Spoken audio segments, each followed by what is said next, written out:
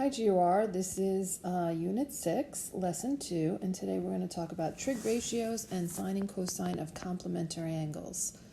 So just as a little quick do now, we're going to label these sides of the triangle based on whether it's the hypotenuse, opposite, or adjacent angle with respect to the mark angle, meaning like this angle R is the angle that I'm referencing, and on the right, angle F is the angle. So if you remember from yesterday, the hypotenuse is always across from the right angle. So this side right here, PR, would be my hypotenuse. Adjacent means next to, so if I'm basing this on angle R, then this side is adjacent. And opposite angle R is this side right here, QP. Right? Now, of course, if I was talking about angle P, then the opposite and the adjacent would flip-flop, but the hypotenuse always stays the same. So if I look at the triangle on the right angle is at D, so the hypotenuse is across from that.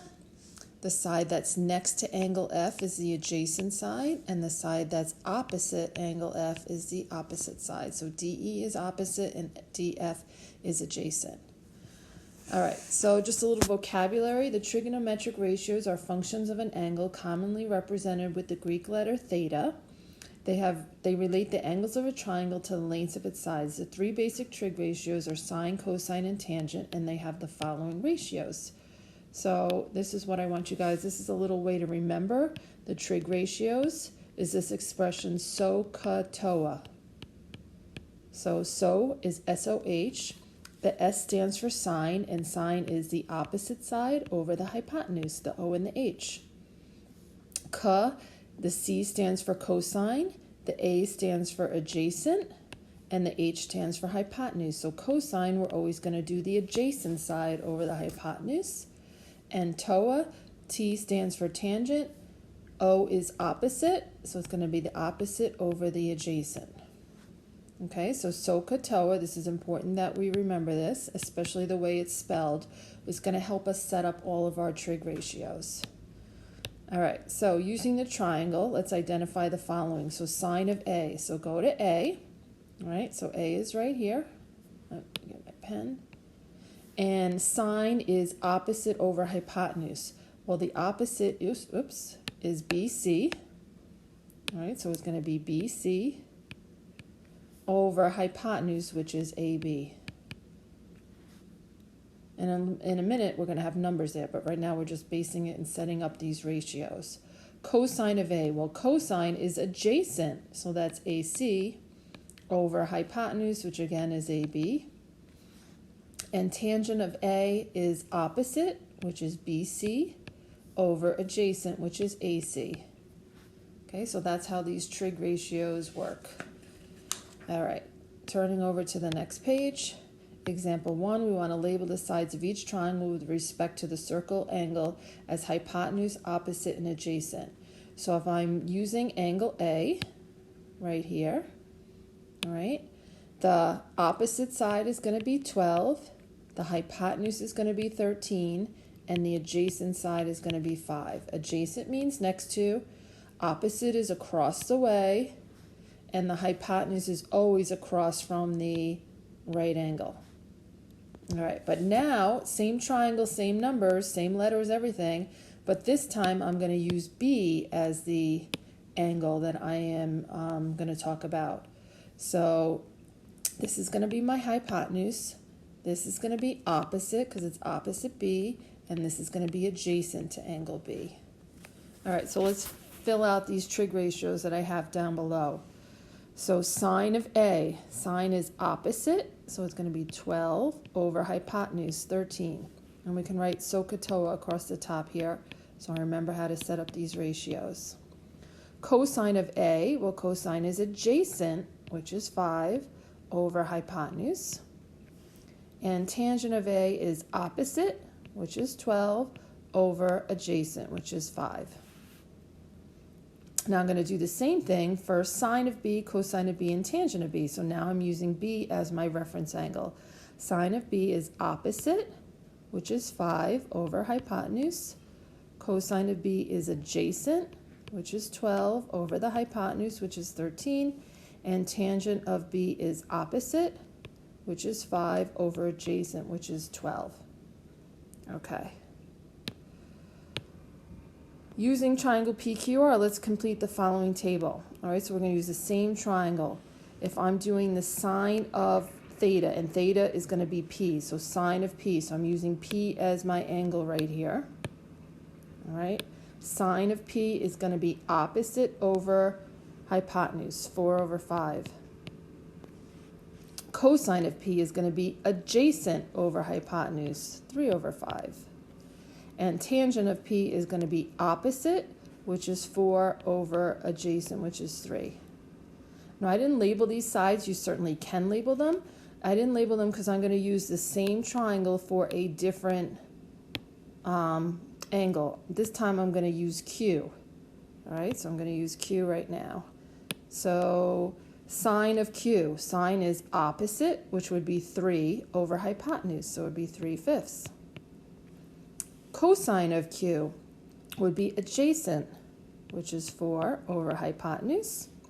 And tangent of Q would be opposite, which is 3/4. And they're asking us if we notice any patterns in this chart, or actually any patterns up above. If you look, let me just get a different color. The sine of A is equal to the same thing the cosine of B was. All right, and same thing here. The sine of P was equal to the cosine of Q. And the cosine of A was equal to the sine of B, and the cosine of P was equal to the sine of Q. Okay, so they're absolutely patterns that are going on. So yes, the sine of P equals the cosine of Q, and the sine of Q equals the cosine of P. All right, let's consider this right triangle ABC where C is a right angle. They want me to find the sum of A and B, angle A plus angle B. Well, the three angles of a triangle add up to 180, and if C is equal to 90, then angle A plus angle B has to equal 90 degrees. And they want me to find the ratios for the sine of A and the cosine of B. So the sine of A, I'm looking at A right here, is opposite BC over hypotenuse, AB. And the cosine of B, now I'm looking at B, is adjacent, which is BC over hypotenuse. They're the exact same thing. The sine of A is equal to the cosine of B. Okay? How about the ratios for cosine of A? Cosine of A, let's go to A down here. Cosine is adjacent over hypotenuse. Hypotenuse is AB. And the sine of B. Sine of B, so now I'm looking at angle B up here. Sine of B is opposite, which would be AC, over hypotenuse, which is AB. Again, they are the same thing. Okay, they are exactly equal. They are the same. What do you notice? They are the same. So this is important. Important discovery. The acute angles in a right triangle are always complementary. Now, complementary means that they equal 90. Well, that makes sense. And the sine of any acute angle is equal to the cosine of its complement. So the sine of theta equals the cosine of 90 minus theta. And the cosine of theta equals the sine of 90 minus theta. The sine of any acute angle is equal to the cosine of its complement. And the cosine of any acute angle is equal to the sine of its complement. Sine and cosine are called cofunctions, where the sine or cosine function of any acute angle equals its cofunction of the angle's complement. So basically, the sine of A equals the cosine of B if and only if angle A plus angle B equals 90. Let's look at this with some real problems. Find the value that makes each statement true. So the sine of theta equals the cosine of 32. That's true if the angles equal 90. So basically, these angles right here, theta plus 32, have to equal 90. So then I just subtract 32, and theta equals 58.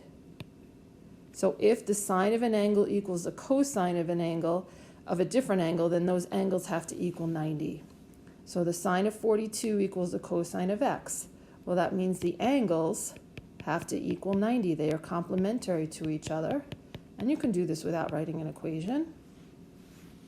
Cosine of theta equals the sine of theta plus 20. Same idea. These angles have to equal 90. So again, I just add them and I set them equal to 90. So 2 theta equals 70 and theta equals 35. And again, cosine of x equals the sine of x minus 30. The angles have to equal 90. So x plus x minus 30 equals 90. 2x, and I'm going to add 30 to the other side, is 120, and x is 60. All right, so those weren't too hard. Here's a different problem though. In right triangle ABC with right angle at C, cosine of A equals 4x minus 7, and sine of B equals 2x plus 13. Determine and state the value of x, explain your answer. So basically, the cosine of A equals the sine of B. This is a different problem though. These are not the angles right here. Up above, I had the angles. The angles equal 90. This is the cosine of A, 4x minus 7, and 2x plus 13 is the sine of B. Those are equal to each other. So totally different kind of problem. All right, this is the cosine of A, this is the sine of B, they equal each other. The problems up above, I had the angles equal 90. So this one I'm just going to solve. I'm going to subtract 2x, and I get 2x minus 7 equals 13.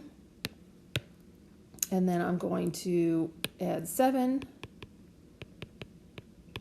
2x equals 20, and x equals 10. Right, so the sine of A equals the cosine of B if the angles are equal to 90. So the angles equal 90, but the sine of A equals the cosine of B, or the other way around, the cosine of A equals the sine of B. So we're going to practice that tomorrow.